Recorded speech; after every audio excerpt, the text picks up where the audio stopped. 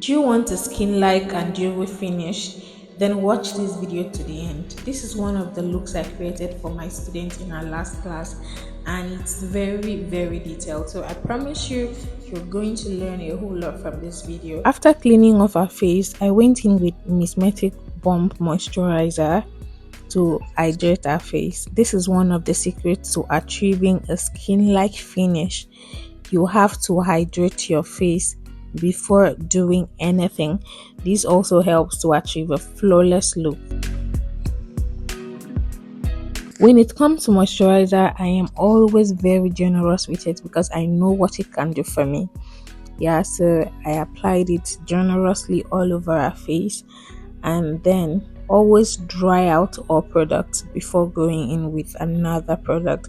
So here I'm applying my hydrating primer because she has a dry skin. So if you have a dry skin, always go in with hydrating primer, and if you have an oily skin, you go in with a mattifying primer. So you can see here in the video that I applied the primer on her cheek at T-zones.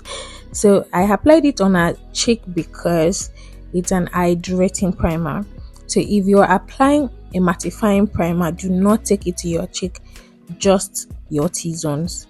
I hope you got that right. So we are going to be playing a quick game here. So I want you to tell me which of this foundation shade matches our skin tone and undertone. Drop that in the comment section. Type your answer and drop it in the comment section. And by the end of this video, I'm going to tell you the answer to that. So I'm still waiting for you. Type it and drop in the comment section. So one thing you need to know about foundation selection is not just about your client's complexion. You need to know their undertone. Are they warm, cool? You need to know which of this foundation will match their undertone, not just their skin tone. And always make sure that your foundation matches your client's skin, their body, not just the face, because there are a lot of people that their body is lighter and then their face is darker, or their body is darker and their face is lighter. So you always have to match your foundation to blend with their body. Don't forget that. Next thing I did, I applied my concealer in the inner under eye, and I used Avoa concealer. I love this concealer because it's creamy and it has this full coverage, and that's it for me. I don't know about you.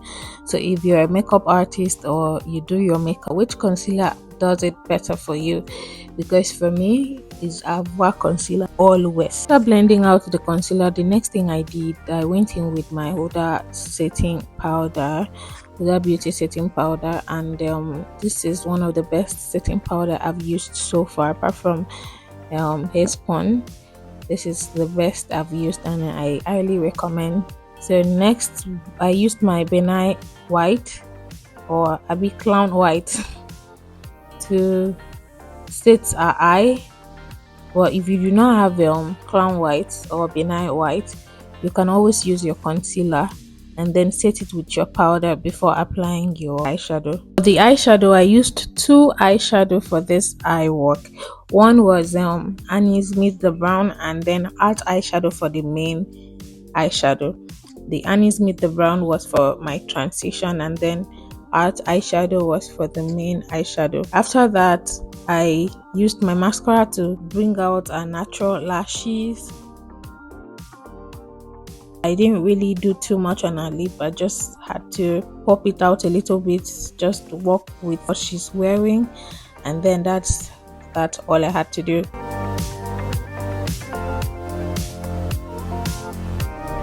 Over here, I was showing my students the proper way of applying lashes. So after everything, I went back with my powder to touch up the places I touched with my hands, and also dust off the leftover powder on my under eye, and then I set it with Kiss Beauty setting spray to set everything in and give us that skin-like finish.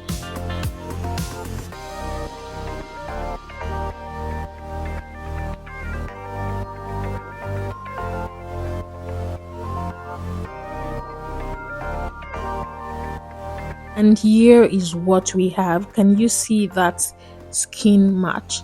Look at the forehead. Can you see that glow? Our cheek, can you see that? The blush, everything is in place. I love dark skin. And yeah, for the foundation selection, which of them did you choose? The best foundation that matches a skin tone and an undertone happens to be number 4. Yeah, so let me know if you got that right.